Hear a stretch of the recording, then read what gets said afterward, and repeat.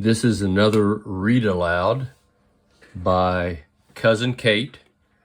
By the way, she is not my cousin. That is just her pen name, Cousin Kate. That's what she was called. Her real name is Catherine Douglas Bell. And the book is How to Be Happy, or Everyday Work for God. Aunt Annie and Her Home. Okay, this is a book with a good Christian message. And occasionally she has scripture in her book. And you will notice they will not be cited by chapter and verse, because evidently they did not do that back in the early 1800s. She lived from 1818 to 1861.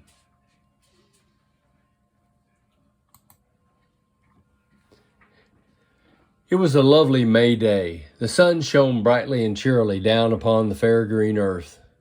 The beech trees in the wood were looking their very best. The leaves wore their freshest, brightest green, and had still that soft silkiness which they keep for a very short time after bursting from the bud. Here and there were buds which had not yet got from under the covering of the hard scales which had protected them so well from the cold of the early spring, and their dark red-brown contrasted prettily with the brilliant green of the leaves near them. The branches were not so well clothed as to be able quite to shut out the sun, whose bright rays darted out and in among them, lighting up the smooth gray trunks of the trees and the patches of grass and moss on the ground beneath, and giving to the leaves among which they played a brightness and beauty impossible to describe. The wood was full of living creatures, all rejoicing in the sunshine and the twittering and the chirping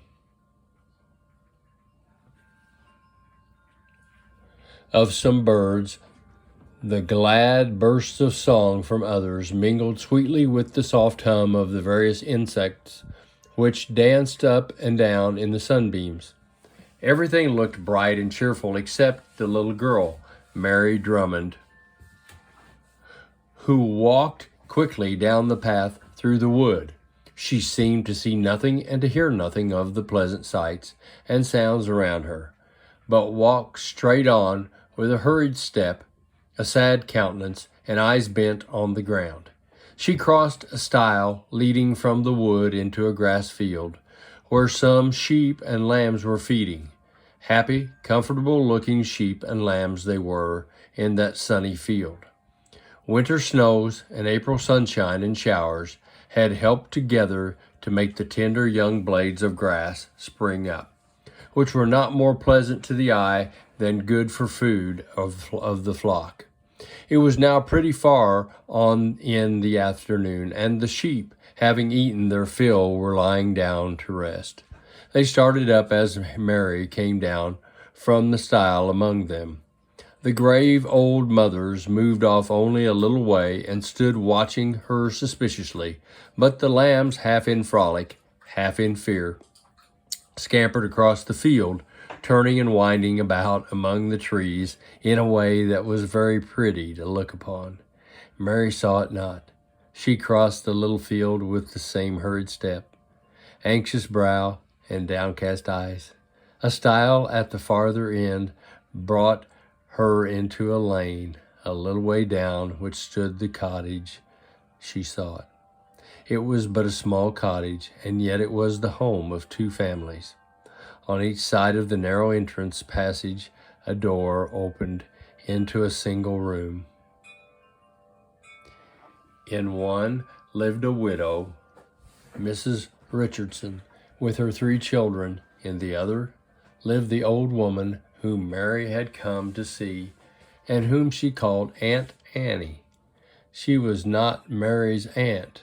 She was no relation to her, but almost everybody called her Aunt Annie because she was a good and kind. She was so good and kind, so ready to love, help, and advise, that everyone felt as if she had really belonged to them. Mary opened the door and went into the room, and such a bright, cheerful room it was. Very small indeed, so small that the little bed quite filled up one side of it, the side opposite the window. In the middle of the room stood a table as white as hands could make it. Another long, narrow table stood against the wall behind the door, and above it were some shelves holding a few cups and saucers and plates, one or two goblets, a tea kettle, and a pair of brass candlesticks as bright as gold. The fireplace was opposite the door, and between the fireplace and the window sat Aunt Annie herself, looking so nice in her old-fashioned chintz gown and white apron, kerchief, and cap. It was a pretty window by which she sat looking out over sunny, sloping fields to the beechwood of which I told you. On one side of the window sill stood an ivy-leaved geranium with its branches of delicate pink and white flowers, and on the other a begonia with its large, handsome, crimson-veined leaves. But neither pleasant fields nor pretty flowers could Aunt Annie see, for poor Aunt Annie was blind. Not so blind but she could see light from darkness, could find her way about her house more easily than you could fancy possible. And if a person stood between her and the light, she could see the form, though only as a black shadow upon a faint light. But she could not see the faces of those she loved. She could not see the beauties of God's world. And worse to her of all, she could not read God's blessed book. Many people wondered how the blind woman could keep her house so neat and clean. But she used to laugh in her cheerful manner and tell them where there was a will, there was a way. When she was bending over her tables and chairs or on her knees scrubbing her floor, it was wonderful. She used to say how quickly she could see a dirty spot, and even if she did not see the cleanness and dirt, she knew well, she said, that if she went straight on with her scrubbing brush, she must carry away all the spots and stains in the end. Aunt Annie thought that cleanliness and tidiness were Christian duties. God means his children, she used to say, to try to give all the pleasure they can to everyone who comes in their way. And although my poor old eyes cannot be pleased with the order or hurt by the dirtiness of my house, yet the eyes of others can, and for their sakes I am determined to see to it that everything about me should look pleasant and cheerful. Another curious thing about Aunt Annie was her power of knowing when anyone was in sorrow, before you could tell her what had grieved you, or that anything had grieved you at all. Annie seemed to guess it from the sound of your voice, or even from the sound of your step as you came into the room, or from your manner of opening the door. The secret of this power lay in the love of Aunt Annie's tender heart. She felt so much interest in everyone that came near her, and was so anxious to help everyone that she had learned to watch for and understand little signs which other people never thought of observing. When God made her blind and left her alone in the world without kith or kin, she used to say it was because he wished her to be ready to help all his sore-hearted ones whom he put in her way, and when he had showed such love to her, had washed out all her sins in the blood of his dear Son, and had given her his Holy Spirit to dwell in her heart, to teach, to strengthen, to comfort her. Surely it was the very least she could do, she said, to give her whole heart and mind to the one work he had made her fit for, And as she was blind and had few things to distract her mind, so she said that God meant her to think well about the best ways of helping his children and bringing them to seek after him. And many a joyful hour she passed, praying to God for those he had sent to her to be helped, and thanking him for giving her so many to love, and to whom she could be of use. Today, as usual, she had known Mary's step even before she came into the house, and had known from the sound of it that the little girl's heart was sad. And so, before Mary had time to open the door and come in, Aunt Annie had found time to ask God to teach her to help and comfort the little girl whom he had brought to her for that purpose. When Mary came into the room, she went straight up to Aunt Annie, threw her arms round her neck, and kissed her without speaking. But there was something in the kiss which made her kind friend all the more certain that the child was in sorrow. She did not ask any questions, however, but waited until Mary should feel inclined to speak, and only thanked her very cordially for coming to read to her. Mary brought forward one of the little wooden stools, and taking up the large Bible, which lay between the flower pots on the window-sill, she said, in a wearied tone, "I must begin to read at once, Auntie, for I have a very short time to stay." "A very short time, is it, dear?" said Aunt Annie in her pleasant, kind voice. "Then read me the 2nd chapter of Ephesians." I did feel a kind of longing, with a little sigh of disappointment, to hear once more about the Lord's appearing to Elijah in the mount. But if we have time for only one, I should like Ephesians best. Mary turned to the place and read. Her voice was low and trembling, even from the first, but when she came to read the precious words, "God, who is rich in mercy, for his great love wherewith he loved us," it failed altogether. She burst into tears and hid her face on Aunt Annie's knee. Just a minute, I have to let the dog out.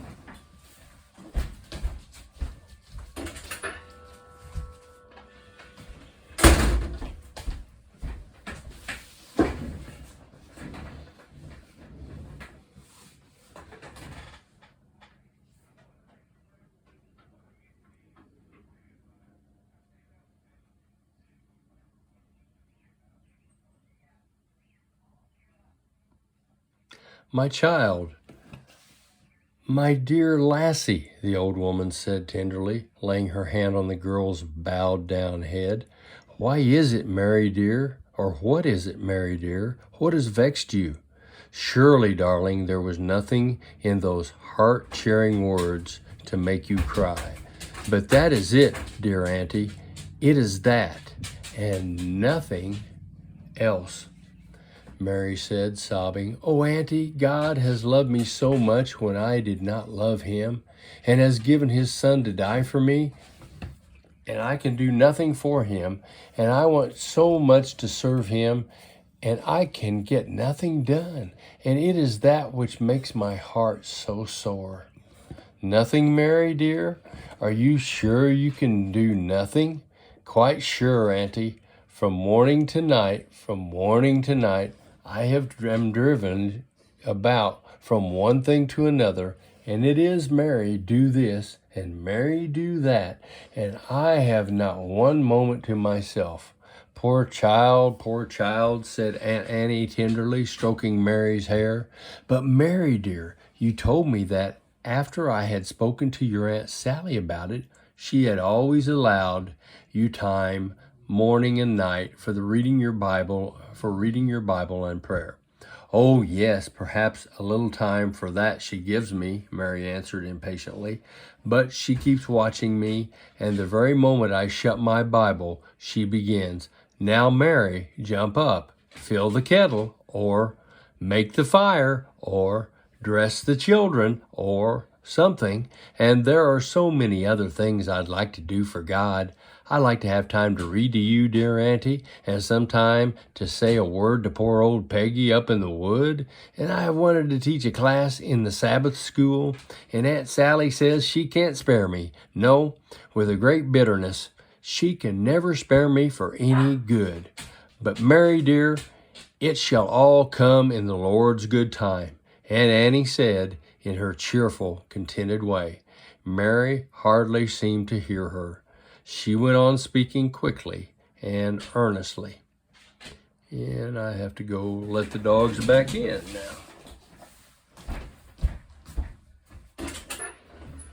Come on, let's go.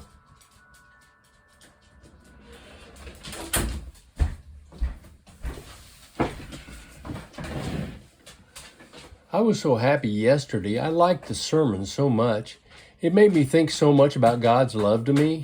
And in the evening, I got away for a long time into the wood and read my Bible and resolved to do God all the service I could and prayed to Him to help me and thanked Him and your aunt for allowing you such a quiet time, I hope. Aunt Annie said gravely, but Mary went on without answering. And then when I got up this morning, I thought of so many ways of serving God, and I was so anxious to go to old Peggy, and all morning Aunt Sally kept me running about washing dishes and carrying water, and I don't know what all. And I had resolved to learn a pretty hymn I had found in Mother's hymn book, because I thought it would do me so much good to have it to say over when I was out with the children, and when I was washing some clothes for Aunt Sally. Has been washing all day. I kept the book near me and tried to learn a verse now and then, and because Aunt Sally thought I had not washed something quite clean, she got into a rage and carried off my book and locked it up and bade me mind my business and not take up my head with poetry and nonsense. Nonsense! Oh, Aunt Annie, to call the hymn nonsense, and it all about God's love to poor sinners. But perhaps your aunt did not know what it was, dear, said the old woman excusingly. But she did know that I was in a hurry to come to you, Auntie, Mary answered, and she would not let me go until I cleaned up everything after our washing.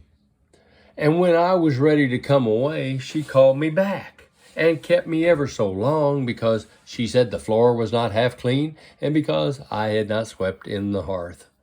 And if I am to be kept toiling and slaving the whole day long at work of that kind, and every minute busy, how can I do service for God? And I want so much to do it, and it makes me so miserable not to be able. Oh, Auntie, Auntie, I am so unhappy. And the tears began to flow again and again. She bowed her head down on her kind friend's knee. Poor child, Aunt Annie repeated again in her kind, pitying tones. Her heart is very sore, but it can't be otherwise. How can a child be happy who thinks she knows better than the Lord who made her, than the Lord who bought her? But oh, Auntie, I don't think that, Mary cried in extreme surprise, looking up at the old woman. When did I say anything like that? You did not mean to say it, dear, but you did. But when? But how? Surely I never could. Yes, dear, Aunt Annie said solemnly. God says to you, here is the service I wish you to do for me. This service is best for your soul and for my glory. And you say, not so, Lord. I know a better way of serving you than that. But Auntie, Mary interrupted eagerly, you don't understand me. It is because I have no time to do God any service that I am so full of sorrow. It is only Aunt Annie's service that I do all day long. Aye, dear, but who put you under Aunt Sally's yoke? The old woman asked quietly. She herself took me to be under it, I think, Mary answered a little sullenly. But how was that, dear? Oh, Auntie, you know well enough. with some impatience. "It was because dear father and mother died, and there was no one else to take me." "Aye, dear, and who took your father and mother away from you and left you alone in the world?" "Well, it was God, Aunt Annie," Mary said reverently. "Wasn't it God, then, dear, that put Aunt Sally's yoke upon you?" "Well, I suppose it was," Mary said, a little unwillingly. She began to understand what Aunt Annie meant. "Yes, dear, it was," the old woman said decidedly, but very kindly. "And when he put it on, he meant you to bear it. That is the service he wishes you to do for him, and it won't do for you to go and choose another kind of service and then fret because you can't get it done." "But I don't see that altogether," Mary said earnestly. "It seems all service for Aunt Sally, not for God." "That is your mistake, dear. That is what made you so unhappy. God knows what is best for our souls, and most for his glory, and he takes good care to order everything so. When he sent you to your aunt's, he knew exactly how much work she would lay upon you, and exactly how much time you would have for other ways of serving him. He knows from day to day and hour to hour all that comes to you, and you must just let your heart rest upon that and do with all your heart the work he brings to your hand. You see, dear, you wanted to go and seek work for yourself instead of doing the work God gave you. But surely, Auntie, to come and read his Bible to you is more work for God than to stay and scrub Aunt Sally's floor," Mary asked thoughtfully. "Not a bit more, dear. Indeed, it is not work for God at all if it is not the work he has set you to do for the time. He certainly wishes you to obey and please your aunt. And if she wishes you to scrub the floor, the best service you can do for God is to give your whole mind to scrub it as well as possible." Mary did not speak for some minutes. She sat with her arms crossed on Aunt Annie's knee, looking up and out of the window with a very thoughtful face. Aunt Annie did not interrupt her thoughts. She took up her knitting again and waited patiently until Mary should be inclined to speak. "Aunt Annie, I like that," Mary said after a time, speaking slowly and thoughtfully. "If I could feel quite sure it was true. But, Auntie, it seems strange. Is it really true that my nursing little Tommy, or washing up the dishes, or carrying water, or such like things are always of serving God?" "I don't ask you to take my word for it, dear," Aunt Annie said. "I give you the words of one who cannot lie. He says, 'Whatsoever ye do, do it heartily, as to the Lord, and not unto men.' He knows quite well what kind of things it is you have to do. It is he who brings them to your hand, and yet he says to you, 'Whatsoever ye do.' And if you can take the nursing baby or the washing of dishes or any of your little works out from under that broad word, 'whatsoever,' you are wiser than I am." "But, dear Auntie," said Mary eagerly, "I don't want to take them from under it. It makes me so happy. It takes away all the soreness of my heart to think that I may and ought to do to God all that hard work that I used to grumble over because I thought it kept me from serving him. Auntie, you have made me happy again." "Not I, dear. It is the Lord's word has made you happy. That word and one more are the best rules for happiness that I know. The other word is this: giving thanks always for all things unto God the Father, in the name of our Lord Jesus Christ." "Are these the things that make you always happy, Auntie?" Mary asked, looking up into the blind woman's placid face. "Aye, dear," Aunt Annie said, smiling. "It would be a sore thing for a poor blind body like me if I had to go and seek the best way of serving the Lord. It is the joy of my heart, dear, to know that I have only to sit still and do what the Lord gives to my hand to do. And so everything as it comes, from one minute to another, may be done to God. Oh, Auntie, it is very good, said Mary earnestly. Aye, dear, but remember, it is to be done heartily, not lazily, not carelessly, and not heartlessly.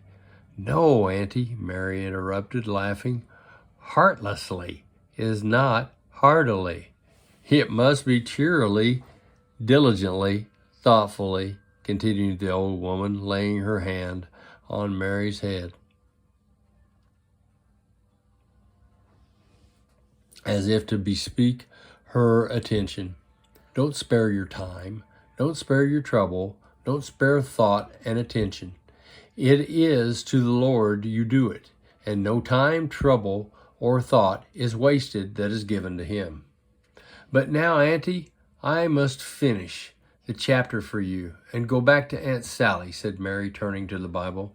You have made me happy, and now I must give you a little pleasure. She began the chapter again. This time, when she came to the words, God, who is rich in mercy, her voice trembled as it had done before. But now it was with gratitude and joy. And again, hiding her tearful face on Aunt Annie's lap, she said, Oh, Auntie, how rich in love to give me his Son, Jesus Christ, to save me, and then to say he'll let such as I am serve him, even in little everyday work. Aye, dear, and to give you his Holy Spirit to help you in that everyday work, and to have Christ watching over you every minute to give you all the help you need. Read on and see how God tells us that he fits us for the work. We are his workmanship, and that he ordains the work for us. When the work and the preparation for it both come from him, surely they must fit each other. Mary read on to the end of the chapter in the low, earnest tone of one who felt that each word was full of precious meaning. After she had finished, she sat with the open Bible on her knees, musing. Aunt Annie touched her gently. Mary, dear, she said, you must go home, if poor Mrs. Rogers has been washing all day. She must want you to help her with these 3 young children. You should go, dear. I will, Auntie, Mary answered, rising as she spoke, and carry your 2 rules for happiness with me. Yes, dear, do everything to the Lord, and thank the Lord for everything. If he brings you pleasant work, thank him for the pleasure. And if he brings you painful work, thank him for allowing you to go through pain for his sake. And thank him with my whole heart for giving me you to help and comfort me, dear, dear Auntie, Mary cried, kissing the good old woman, while happy tears again rose to her eyes. Aunt Annie returned to the kiss with equal affection, and then Mary went away. Very bright and beautiful did everything look in her eyes as she stepped out of the house, for Mary was now able to look around and feel the loveliness God had shed round her path. It was late in the afternoon, and the long lines of light from the sun low in the heavens gave the landscapes that sweet, peaceful look which is peculiar to an afternoon light. Mary felt the peacefulness go to her heart, and remembering Aunt Annie's words, give thanks always for all things, she blessed the Lord for his goodness in giving her eyes so many fair and pleasant things to look upon. The sight of the sheep and lambs recalled to her mind the 23rd Psalm, and as she repeated the words, the Lord is my shepherd, I shall not want, she thought, I had forgotten that. When I grumbled and fretted because I thought I had too little time to serve God, he says, I shall not want. And so I know I shall never want time or ways of serving him. He will take care. I shall never want anything. Oh, how good he is, how full of love. And again, happy tears filled her eyes. Certainly the Mary Drummond, who now walked down the beech wood, was very different from the Mary Drummond who had gone through it a short time before. Mary's home lay just beside the wood. Her aunt, Mrs. Rogers, was in the garden, taking in the clothes which had been drying on the hedge. Mary went up to her and offered to help her, but Mrs. Rogers recollected Mary's heartless, careless mode of working all forenoon, and she answered a little roughly that she could not trust her, that she would tear the clothes in twitching them off the hedge. Mary felt a little mortified that her first attempt to keep her new rule should be so useless, but her conscience told her that she had deserved her aunt's mistrust of her carefulness, and instead of looking sulky or perhaps giving back an impertinent answer, as at another time she might have done, she only asked gently if there was nothing else she could do. "Yes," said her aunt more pleasantly, "you can go and take up Tommy. He is lying in his cradle crying his very heart out for want of someone to divert him." Mary went straight to the house. The two little girls, 5 and 3 years old, were playing beside the door with daisies, buttercups, and dandelions, which they had gathered in the field near the house. Mary gave them a kind word and smile as she passed them, praised them for being good and quiet, and in a pleasant tone reminded Nellie, the eldest, that she should be kind to little Susan, and then she went in to the baby. Poor little fellow, he lay in his cradle crying piteously. He had been left a good deal to himself through all the busy day, and he was quite tired of his own company, had altogether exhausted his own powers of amusing himself. He was very fond of Mary, and stretched out his arms to her as soon as he saw her, and she was fond of him, and as she lifted him out of the cradle and began to kiss him and make of him, she thanked God in her heart that her first work should have been so pleasant a one. The little fellow ceased crying almost immediately, and when Mary danced him in her arms and walked up and down with him singing and talking to him, he laughed and crowed and kicked and went through all a baby's ways of showing joy. But now sounds of distress came from the little girls at the door. They had been making gardens, as they called it, that is, sticking their daisies and buttercups into the ground so as to stand up as if they were growing. Little Susan did not take so much interest in it as her older sister, and in her restless movements had pushed down a whole row of the flowers Nellie had with difficulty set up. Nellie gave Susan a push and a slap, and of course Susan cried. Mary must go to make peace. As she crossed the room to do so, Aunt Annie's words, "Don't spare trouble, don't spare thought," came into her mind, and she resolved to take good thought now how best to settle the little ones right. The easiest way of settling the business might have been to give Nellie a slap in turn and carry the crying Susan into the house. And at another time, this might have been Mary's way, but she knew it was not the best way, and it did not follow it, and did not follow it. "Oh, Nellie," she said in a grave but kind voice, "I did not think you would have been so unkind to your poor little sister. She has not sense to know what you want her to do." Nellie hung down her head and looked ashamed. "Come, kiss her and make friends," Mary went on, leading little Susan to Nellie. "And Susan, you and Tommy and I shall go down to the meadow and gather such a heap of daisies and buttercups for Nellie's garden." Her manner was so cheerful and pleasant as to make both little girls think nothing could be so delightful as to go to the meadows with her. Nellie declared her intention of going also, and the two, quite friends again, ran off hand in hand while Mary stepped back into the house to put on Tommy's hood and wrap a shawl round him.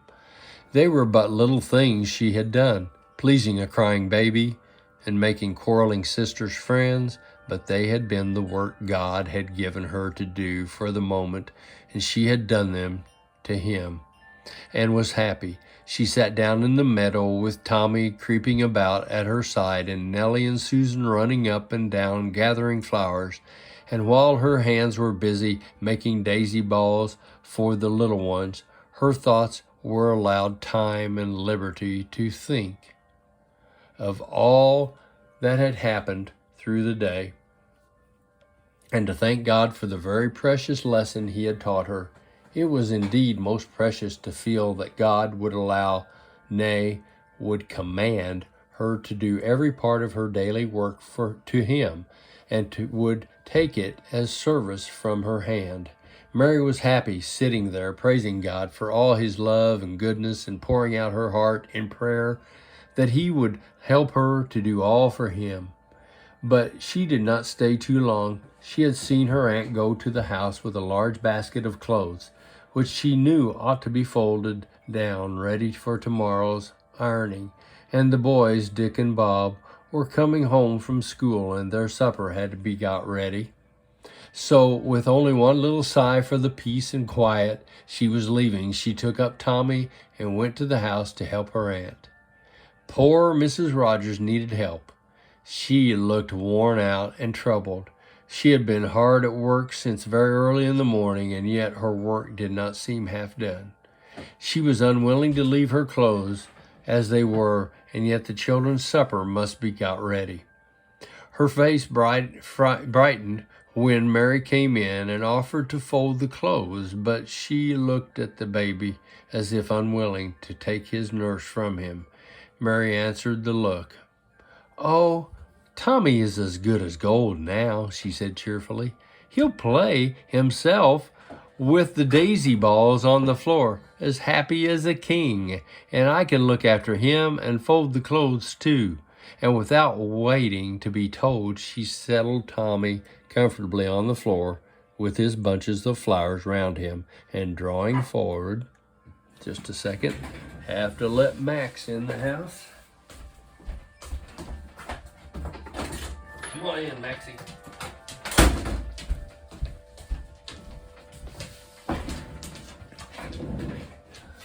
The little table used for the purpose, she began to fold the clothes with cheerful activity. She did as Aunt Annie had told her, gave her mind and attention to the work, and went about it so briskly and cleverly that her aunt could not help admiring her. Mrs. Rogers was not an unkind or harsh woman, but she had a hasty temper and a naturally anxious and perhaps rather fretful spirit. As the mother of 5 children, the eldest not quite 9 years old, she had cares enough upon her, but she chose to add them by her excessive anxiety about the perfect order and the cleanliness of her house. A spot or stain made her quite uncomfortable, and as with so many young children, dirty marks were matters of frequent occurrence.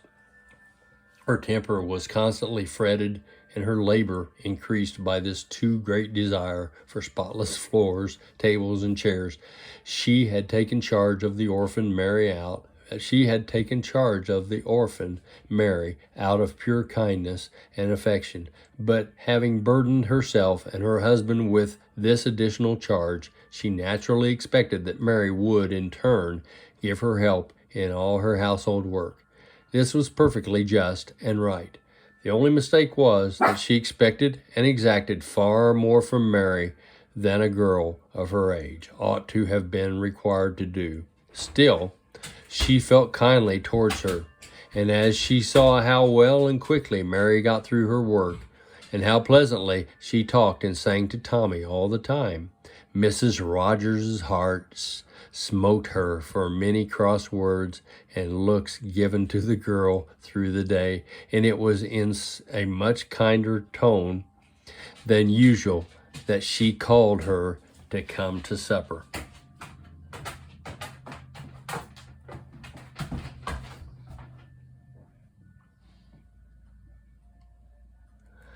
Before supper was over, the good man of the house came home, and that was always a pleasant thing for everyone. He was a kind, good-tempered, cheerful man, and always anxious to make everyone happy. Mary was fond of him, and knew well that after he came home, the hardest part of the day's work was over.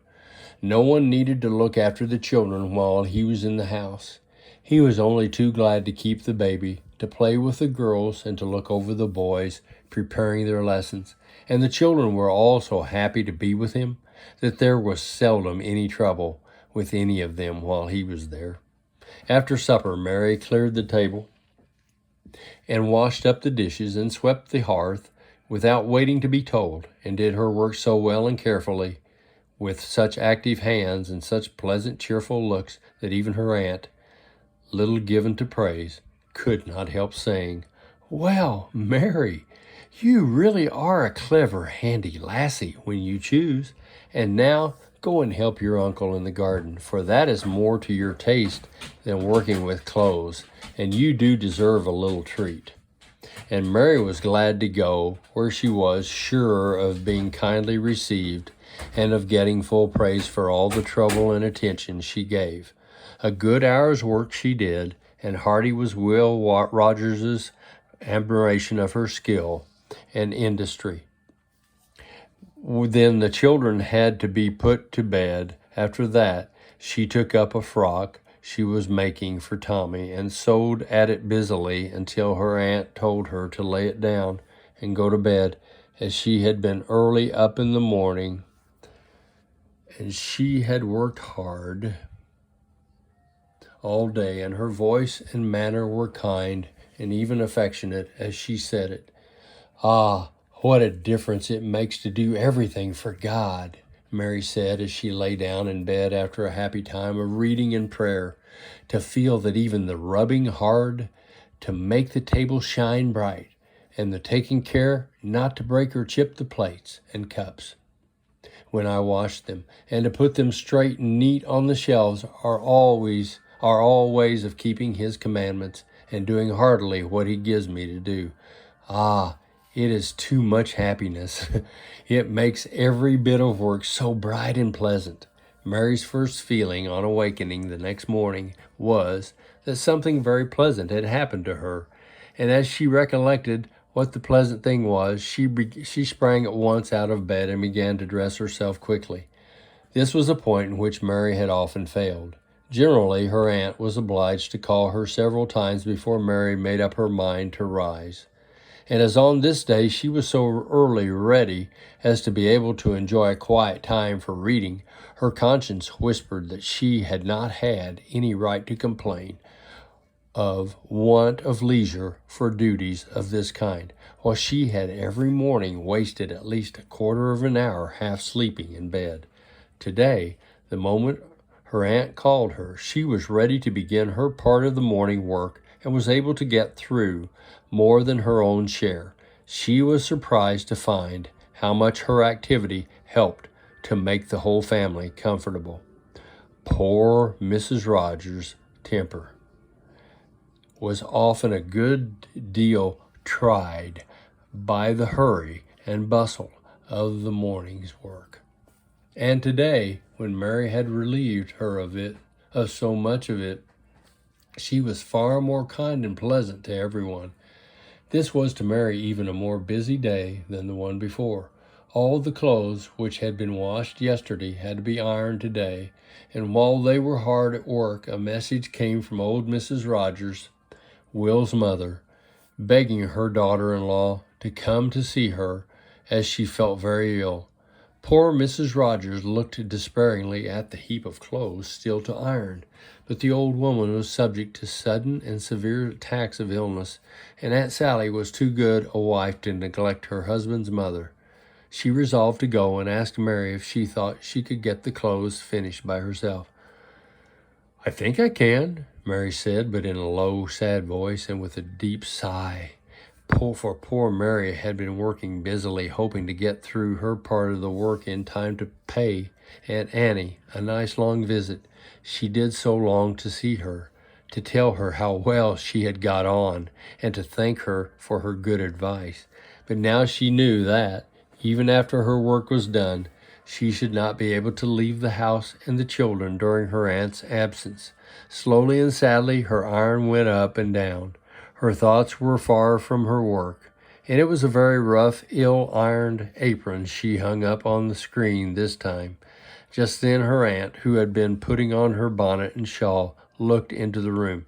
"Mary, dear," she said kindly, "I am going to take Tommy with me, so you won't have him to plague you.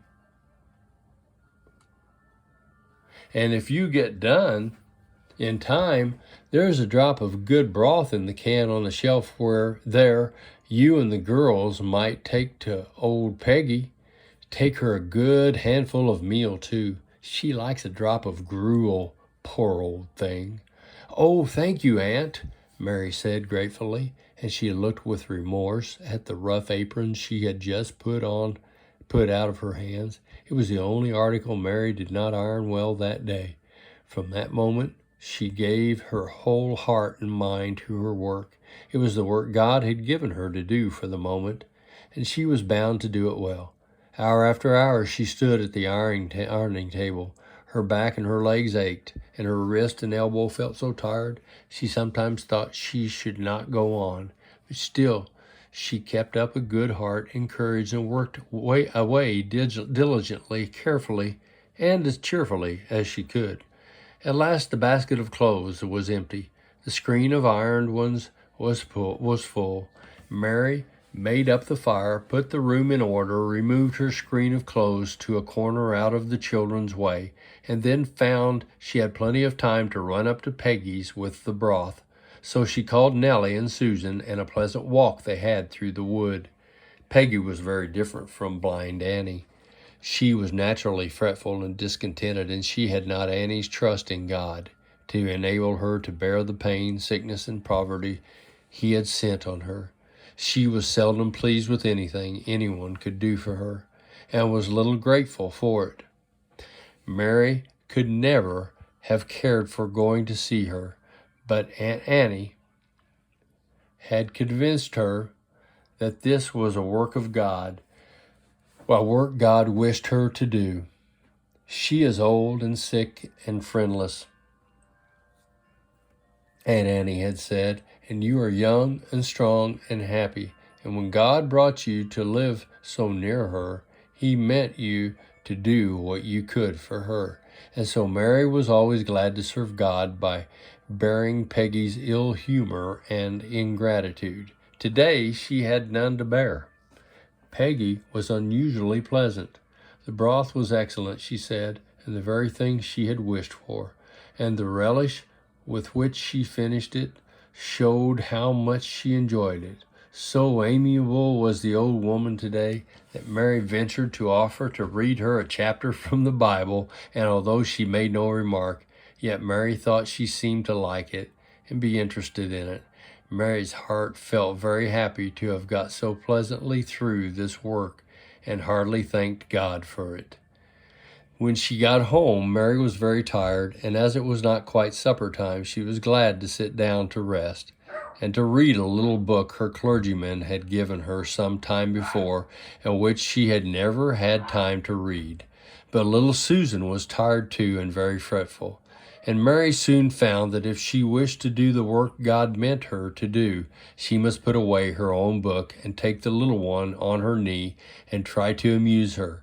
And she did it heartily as to the Lord, giving her mind to think what Susan would like, and telling her little stories out of the Bible in such a pleasant way as to draw Nellie from her way to listen. And as Mary spoke earnestly and feelingly of God's love and of Jesus Christ's tenderness, to all the hearts of both little girls were touched and drawn to love God and to wish to know more about Him. Will Rogers and his wife came home together. He had heard of his mother's illness and had got early from work to see her, but she was much better by that time. They were able to come home.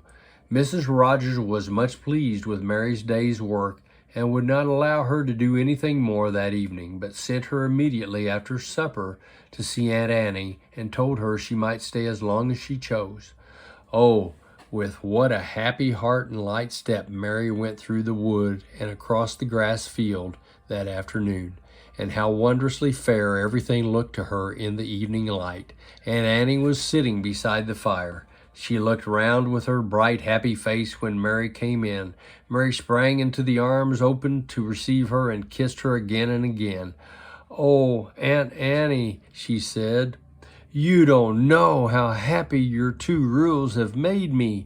And Aunt Annie, you can't think how much pleasanter the work itself is, now that I feel I am serving God in doing it. I quite liked my ironing this forenoon, and the feeling that I was doing it well, and the seeing how nice the clothes looked." "Yes, dear," the old woman answered, "it makes all the difference in the world to the pleasantness of our work. When we give up doing it as a hard task we are in a hurry to get done with, and learn to take it cheerfully as the work God gives us, and are anxious to do it well for His sake. But now, dear, tell me all about what you have done." But as you and I, my dear little readers, know that already, we shall bid Mary good night and leave her to tell her old friend her story at her leisure. And to you, I would only say, do try Aunt Annie's rules, and whether you have to learn a lesson, to nurse a little baby, brother or sister, to wash dishes, to sweep floors, or hem a handkerchief, try to feel that it is the very work God has put into your hands to do, and do it heartily as to the Lord and not to man. And if ever you feel inclined to be discontented with what God sends you and begin to think others are happier than you are, then take up the other rule. Look around and see how many things you have to thank God for. Recollect that He knows what is best for you and most for His glory. And to see that you give thanks to God always for all things. Thanks be to God for all things. And until next time, God bless. And then you see what the next book is. Whom will ye serve?